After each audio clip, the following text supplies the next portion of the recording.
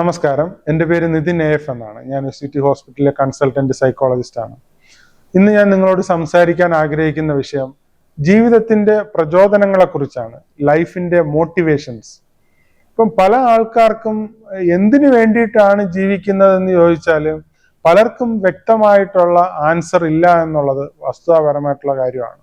അപ്പം പലരും ജീവിതത്തിൽ പല സന്ദർഭങ്ങളിൽ ഒരു അൺസർട്ടനിറ്റി ഫേസ് ചെയ്യുന്നത് പോലെ, അല്ലെങ്കിൽ അവർ ലൈഫിൽ ഉദ്ദേശിച്ച കാര്യങ്ങൾ നടന്നില്ല എന്നുള്ള രീതിയിൽ, അല്ലെങ്കിൽ ഒരു എക്സിസ്റ്റൻഷ്യൽ ക്രൈസിസ് അല്ലെങ്കിൽ ഒരു മിഡ് ലൈഫ് ക്രൈസിസ് ഒക്കെ പലരും ഫേസ് ചെയ്യുന്നതായിട്ട് നമുക്ക് കാണാനായിട്ട് കഴിയും. അതുപോലെ തന്നെ പലരിലും ഉള്ള ഒരു ചില ആൾക്കാരിലൊക്കെ കാണുന്ന ഒരു കാര്യമാണ് ഡെത്ത് ആങ്സൈറ്റി, മരിച്ചു പോകുമെന്നുള്ള ചിന്ത. അപ്പൊ അങ്ങനെയൊക്കെ ഉള്ള ഒരു ലൈഫിലെ പ്രധാനപ്പെട്ട ക്രൈസിസിലൊക്കെ, അല്ലെങ്കിൽ ഒരു ഈ എക്സിസ്റ്റൻഷ്യൽ ക്രൈസിസ് ഒക്കെ ഫേസ് ചെയ്യുമ്പോൾ നമ്മൾ പ്രധാനമായിട്ടും ഓർത്തിരിക്കേണ്ടത് എന്തിനു വേണ്ടിയിട്ടാണ് ജീവിക്കുന്നത് എന്നുള്ളതാണ്. അപ്പം പല ആൻസറുകളാണ് നമുക്ക് കളക്ട് ചെയ്യാനായിട്ട് കഴിയുക. അപ്പോൾ ഒരു ആൻസർ കാണുന്നത് ചില ആൾക്കാരോടൊക്കെ ചോദിച്ചാൽ അവർ പറയുന്നത്, അല്ലെങ്കിൽ അവരുടെ ഒരു ഇന്റൻഷൻ എന്ന് പറയുന്നത് സോഷ്യൽ സ്റ്റാറ്റസ് എലിവേറ്റ് ചെയ്യാൻ വേണ്ടിയിട്ടാണ്. ഇപ്പം നമ്മുടെ നാട്ടിൽ, നമ്മുടെ കൾച്ചറിലൊക്കെ നോക്കിക്കഴിഞ്ഞാൽ കൂടുതൽ ആൾക്കാരും, ഒരു വളരെ നല്ല ഷെയർ ഓഫ് ആൾക്കാരും അവരുടെ ഒരു സോഷ്യൽ സ്റ്റാറ്റസ് ഉയർത്തുക എന്നുള്ളതാണ് അവരുടെ ലൈഫിന്റെ പ്രധാനമായിട്ടുള്ള ലക്ഷ്യമായിട്ട് അവർ പിന്തുടരുന്നത്. അത് അവരിലൂടെ അത് ചെയ്യാൻ വേണ്ടിയിട്ട് ശ്രമിക്കും. അത് കുറെ സാധിച്ചില്ലെങ്കിൽ അവരുടെ മക്കളിലൂടെ സോഷ്യൽ സ്റ്റാറ്റസ് ഉയർത്താൻ വേണ്ടിയിട്ട് ശ്രമിക്കും. അപ്പോൾ അത്തരത്തില് സോഷ്യൽ സ്റ്റാറ്റസ് ഉയർത്തുക എന്നുള്ളത് ലൈഫിന്റെ ഒരു ഫണ്ടമെന്റൽ മോട്ടിവേഷൻ ആയിട്ട് കൊണ്ടു നടക്കുന്ന കുറെ ആൾക്കാരുണ്ട്.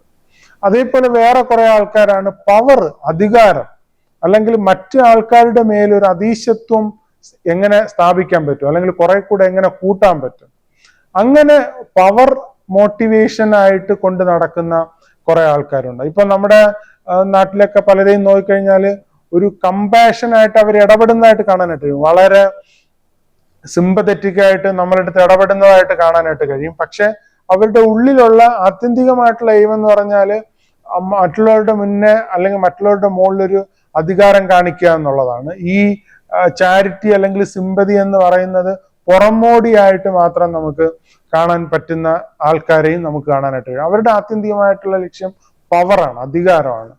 അതുപോലെ വേറൊരു ഇപ്പോൾ പോസ്റ്റ് മോഡേൺ ആയിട്ട് അല്ലെങ്കിൽ യങ്ങർ ജനറേഷനിലൊക്കെ കാണുന്ന ഒരു പ്രധാനപ്പെട്ട ലൈഫിന്റെ മോട്ടിവേഷൻ ആണ് ഇമ്മീഡിയറ്റ് ഗ്രാറ്റിഫിക്കേഷൻ. അതായത് പ്ലഷർ, നമ്മൾ പരമാവധി ആനന്ദിക്കുക അല്ലെങ്കിൽ പരമാവധി സന്തോഷിക്കുക എന്നുള്ള, അതായത് ഗ്രാറ്റിഫിക്കേഷൻ ഇൻസ്റ്റന്റേനിയസ്ലി അച്ചീവ് ചെയ്യുക എന്നുള്ളതാണ് ലൈഫിന്റെ പ്രധാനമായിട്ടുള്ള ഒരു മോട്ടിവേഷൻ അല്ലെങ്കിൽ പ്രചോദനമായിട്ട് കണ്ട് ജീവിക്കുന്ന ആൾക്കാരുമുണ്ട്. അപ്പം ഇതൊക്കെ തന്നെ നമ്മൾ ഇതിനെയൊക്കെ ക്രിട്ടിക്കലി ഇവാലുവേറ്റ് ചെയ്ത് നോക്കിക്കഴിഞ്ഞാൽ ലൈഫിൽ ഇതൊക്കെ ഒരു തരത്തിൽ അല്ലെങ്കിൽ ഒരു സ്റ്റേജിൽ എത്തുമ്പോൾ അത് പ്രാവർത്തികമാകുന്നില്ല എന്ന് നമുക്ക് മനസ്സിലാക്കാനായിട്ട് കഴിയും. അത് ഇമ്മീഡിയറ്റ് ഗ്രാറ്റിഫിക്കേഷന്റെ കേസിലാണെങ്കിലും, അതുപോലെ തന്നെ പവറിന്റെ കേസിലാണെങ്കിലും, അല്ലെങ്കിൽ സോഷ്യൽ സ്റ്റാറ്റസിന്റെ കേസിലാണെങ്കിലും, കുറച്ച് നമ്മൾ മുന്നോട്ടേക്ക് പോയി കഴിയുമ്പോൾ അവരുദ്ദേശിച്ച അതേ പ്രോബ്ലം അല്ലെങ്കിൽ ഒരു ക്രൈസിസ് അല്ലെങ്കിൽ ഒരു എക്സിസ്റ്റൻഷ്യൽ വാക്വം അവർ ഫേസ് ചെയ്യുന്നതായിട്ട് കാണാനായിട്ട് കഴിയും. അപ്പോൾ അവിടെ നമുക്ക് ഏറ്റവും എഫിഷ്യന്റ് ആയിട്ട് ഫില്ല് ചെയ്യാൻ പറ്റുന്ന കാര്യം എന്താണെന്ന് ചോദിച്ചാൽ, ഇപ്പോൾ വിക്ടർ ഫ്രാങ്കൽ എന്ന് പറഞ്ഞൊരു സൈക്യാട്രിസ്റ്റ് നിർദ്ദേശിക്കുന്ന അല്ലെങ്കിൽ വളരെയേറെ പ്രചാരം കൊടുത്ത ഒരു ആശയമാണ് മീനിങ് ഓഫ് ലൈഫ് എന്ന് പറയുന്നത്. അതായത് ലൈഫിന്റെ ഒരു മീനിങ് നമ്മൾ കണ്ടെത്തുക എന്നുള്ളതാണ്. അതായത് നമ്മുടെ എല്ലാവരുടെയും ലൈഫിൽ കുറെ റോൾസുകളുണ്ട് അല്ലേ.